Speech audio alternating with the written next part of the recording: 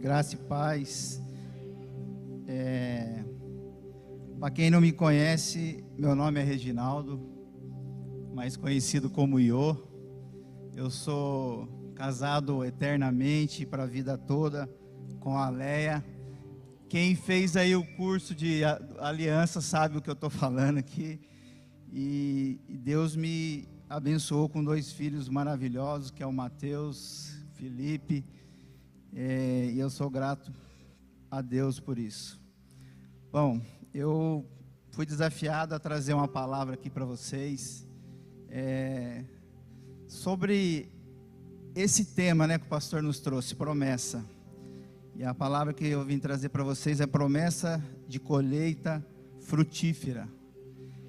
Eu pego o gancho do pastor Marinho. Eu não vim aqui trazer e falar que vai ser um oba-oba. Não é, gente.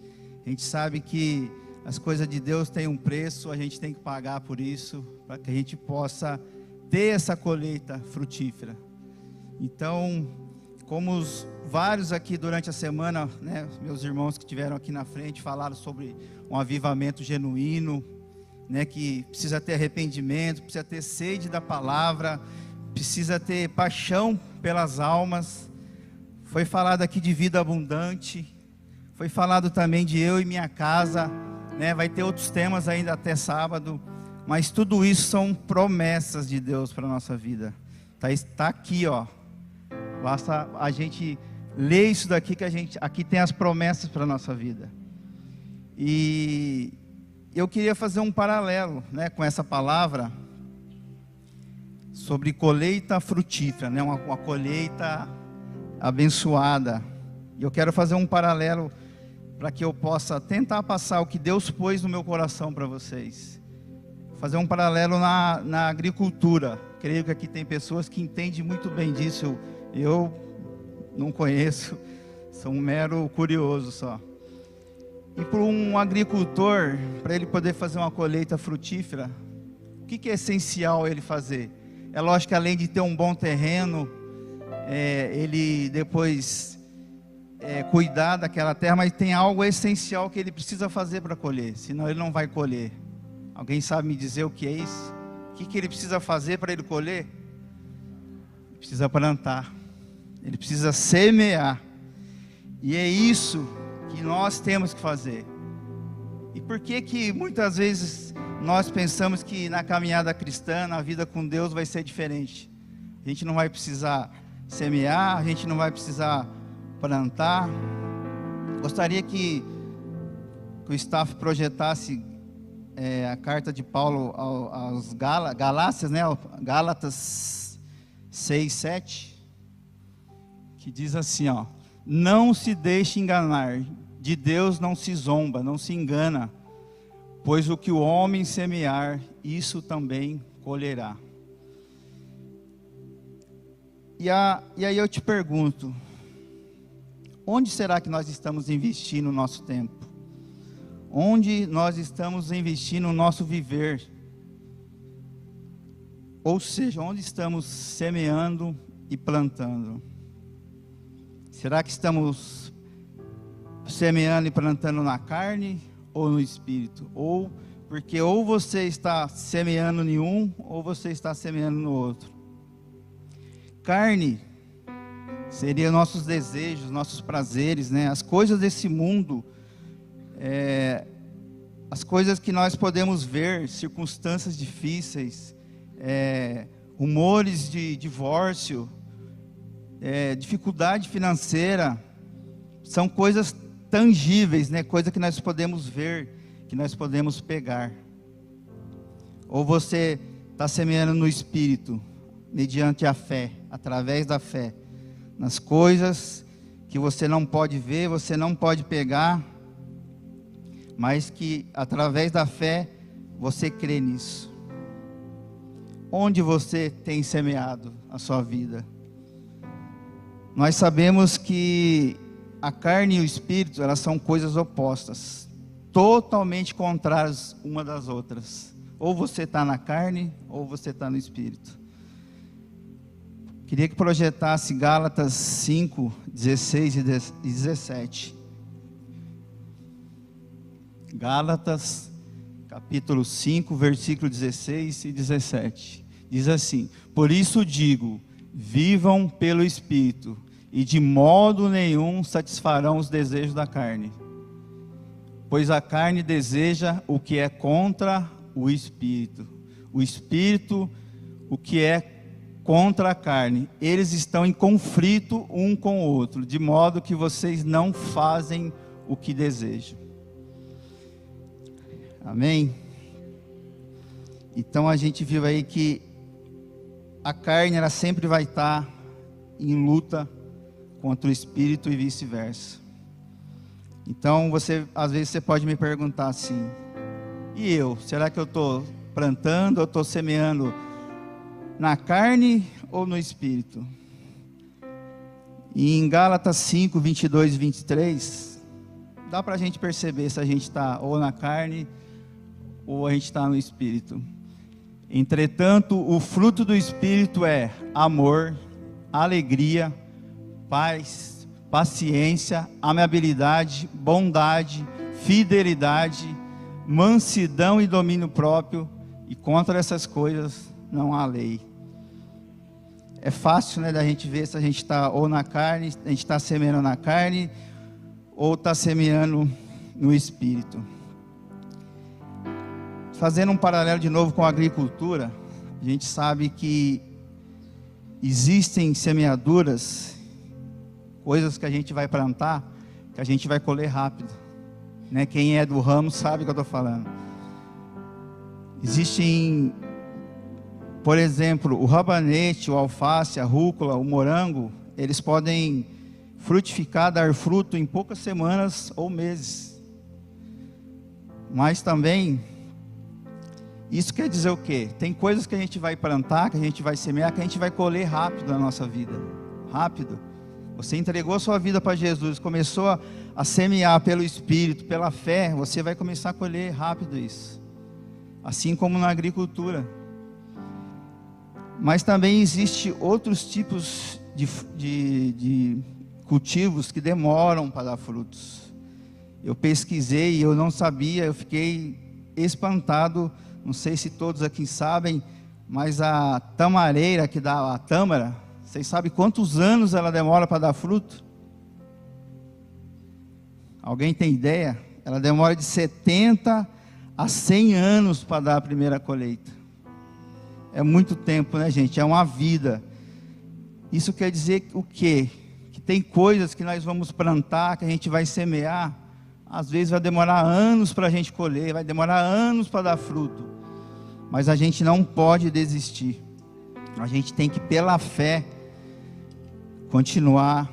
Porque a gente sabe que na agricultura não é apenas plantar, semear. A gente precisa cuidar, a gente precisa, né, dar manutenção. E na nossa vida cristã também é assim. A gente precisa cuidar do nosso coração, cuidar da nossa vida, dos nossos pensamentos. A gente precisa dar manutenção na nossa fé. E eu queria dar aqui um breve testemunho sobre a minha vida. Se eu fosse falar o tanto que eu já colhi na minha vida, eu não teria tempo, porque eu tenho tempo aqui para falar, mas eu ficaria aqui por horas falando. Deixa eu tomar só um pouquinho de água, gente. Eu ficaria aqui por horas falando o que Deus já me proporcionou de colheita na minha vida. Mas, de forma resumida, eu posso falar.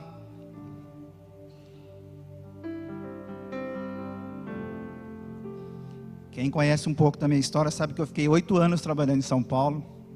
E foram 8 anos lutando para vir embora aqui. O pastor acho que não aguentava mais quando eu tinha pedido de oração. Ele via algum familiar meu encostando aquele, acho que ele até sabia o que era. Quero que o Iô venha embora. Mas ele perguntava, né? Mas ele tinha certeza do que ia ser pedido. E eu fiquei 8 anos em São Paulo. E eu creio que uns 6 anos desses 8 anos eu fiquei semeando, plantando em pessoas, achando que pessoas iam conseguir me trazer para cá. Pessoas porque ocupam lugares de destaque. E aí eu resolvi mudar, resolvi semear pelo Espírito, pela fé, e a crer naquilo que o pastor estava orando aqui. E foi aí que mudou. Foi quando eu entreguei nas mãos de Deus, que eu falei, tive até oportunidades de conversar com outras pessoas. Eu conversei, gente, só não conversei acho que com o presidente da república e com o governador, deputado estadual, federal, juiz, desembargador, conversei com todos. Mas quando eu pus em Deus, quando eu comecei a semear em Deus, tive até outras oportunidades de conversar com outras pessoas, eu agradeci e falei que não, que eu tinha entregue nas mãos de Deus. E Deus fez, e eu colhi esse fruto porque eu semeei no Espírito, eu semeei na fé. E um outro, rapidinho também, um breve testemunho. 2023, 2024 foram 2 anos difíceis para minha família. Eu perdi um irmão com 49 anos, ele congregava aqui também. Em 2024 perdi minha mãe, mas aí eu colhi um outro fruto, porque fruto, gente, a gente não só colhe nas coisas boas, a gente colhe também nos momentos difíceis da nossa vida, a gente colhe frutos nesses momentos. E foi nesse momento quando eu perdi minha mãe, né, já tinha perdido meu irmão, eu estava ali, precisava dar um suporte para a família, que eu colhi um outro fruto, que a gente acabou de ler aí, que é a paz. Sabe aquela paz que excede o entendimento humano? Sabe aquela paz que, quando os médicos chamou a gente, ele falou, não tem mais o que fazer pela medicina, mas Deus já tinha falado comigo que iria levar ela embora. E os médicos ali perguntaram, quem quer ir lá? Estava eu, minha mãe, eu, meu pai e a minha irmã, né? Ninguém quis ir, eu falei, eu vou. Naquele momento, meu pai e minha irmã não quiseram ir, eu falei, não, eu vou. Aí me acompanharam, tinha lá psicólogo, assistente social, eu falei, quer ir, vamos. Mas aí eles entraram comigo, eles perceberam que eu estava em paz, essa paz que eu falei, esse fruto que eu estava colhendo ali. E eu pude ali agradecer a Deus, né, pelos anos que eu vivi com ela. Eu cantei um louvor que ela adorava ouvir, cantei para ela. E aí você me pergunta, como? É esse fruto da paz, a paz que excede todo o entendimento humano. Quem não está no Espírito não entende, gente, porque eu contei isso para algumas pessoas, e as pessoas começavam a chorar e não entendiam o que era isso, mas é a paz, é o fruto, né, esse fruto que é a paz, gente. Salmos 126, 5, diz assim, aqueles que semeiam com lágrimas, colherão com cânticos de alegria.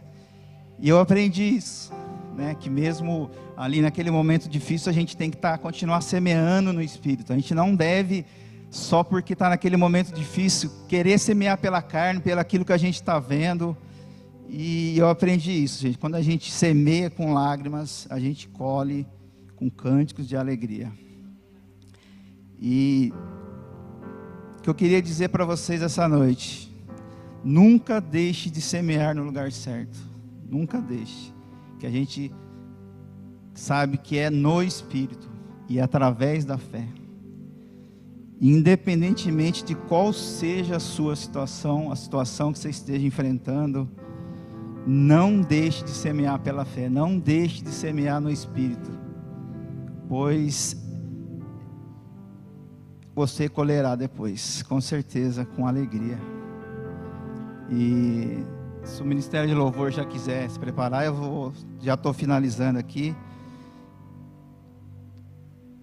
E eu queria dizer, gente, que foi falado aqui semana inteira, o pastor nos trouxe esse tema de 2026.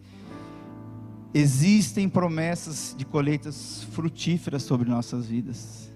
Basta a gente, que nem eu falei no começo, basta a gente ler isso aqui, ó. O pastor tem falado tanto no decorrer desse ano. Tenha intimidade com o Senhor, tenha um tempo com o Senhor. Busque ler a palavra, faça um devocional. Porque, gente, é por isso daqui, meus irmãos. Se não for isso aqui, ó, aqui é o manual da nossa vida, aqui tem como a gente viver, tem promessas para a nossa vida, tem como você educar seu filho, suas finanças, seu casamento, tem tudo aqui. mas a gente muitas vezes não quer investir um tempo em ler isso aqui. E é preciso semear aqui, no Espírito, pela fé. Mesmo a gente não estando vendo, semeie, que um dia você vai colher. Então existem promessas de colheitas frutíferas para nossas vidas, para as nossas famílias. Porém é necessário que eu e você, que nós cremos e tomamos posse dessas promessas e começamos a semear abundantemente no Espírito, no reino de Deus, para que em 2026 e nos próximos anos vindouros aí, nós possamos colher tudo aquilo que Deus tem de promessas para nós. Tem de promessas para nós como pessoas e como igreja, porque eu creio que nós viveremos e colheremos coisas grandiosas em 2026. Hoje, eu não sei qual o cenário que você está vivendo, eu não sei como você entrou aqui essa noite, que você possa estar enfrentando essa noite aqui. Eu não sei se é um problema de saúde física, mental, eu não sei se é um problema de relacionamento entre você e seus filhos, ou entre você e seu cônjuge. Eu não sei o que é, né? Nós estamos aí diante de um cenário da economia, da política do nosso país muito complicado. Quem acompanha um pouquinho de política sabe o que eu estou falando. Mas que eu e você, nós possamos ter um comportamento igual ao de Josué e Caleb, que quando entraram naquela terra prometida, eles não se deixaram se influenciar pelo que eles viram lá. Lá eles viram gigantes, viram muralhas, mas Josué e Caleb, eles voltaram e falaram assim: se Deus se alegrar de nós, Ele nos dará essa terra como prometida. Então que eu e você, meu irmão, nós possamos ter esse comportamento que Josué e Caleb teve, independente do que você esteja passando, tem esse comportamento pela fé. Comece a semear no Espírito, comece a semear pela fé, não pelo que seus olhos estão vendo. Existem sonhos, irmãos, e promessas de Deus que eu ainda não recebi, que eu creio que você também deve ter alguns sonhos, alguns projetos que você ainda não colheu, mas eu creio que irão se cumprir em 2026. Eu creio, pela fé, irmão, pelo Espírito, que em 2026 nós teremos uma colheita frutífera de coisas que às vezes estamos semeando há muito tempo, que nem eu falei. Tem coisas que vai demorar tempo para a gente colher, tem coisas que a gente vai plantar e semear que vai demorar anos. Exemplo aqui que eu falei da tâmara, que demora 70 a 100 anos, irmão. 70 a 100 anos. Eu queria ler aqui rapidinho, 2 Coríntios 9, 6. Se vocês puderem projetar. Lembre-se, aquele que semeia com moderação, também colherá moderadamente. E aquele que semeia com fartura, também colherá fartamente, meu. Que você possa semear, de acordo com esse versículo que a gente leu aí, com fartura mesmo, independente do que você esteja vendo, semeie com fartura, pelo Espírito, pela fé, que você vai colher com fartura. Amém? E nunca se esqueça, meu irmão, da maior colheita que a gente pode ter, da colheita frutífera mesmo, que eu e você nós possamos ter, que é a eternidade. Essa é a nossa maior colheita. É com essa plantação, é com essa semeadura que eu e você temos que mais nos preocupar.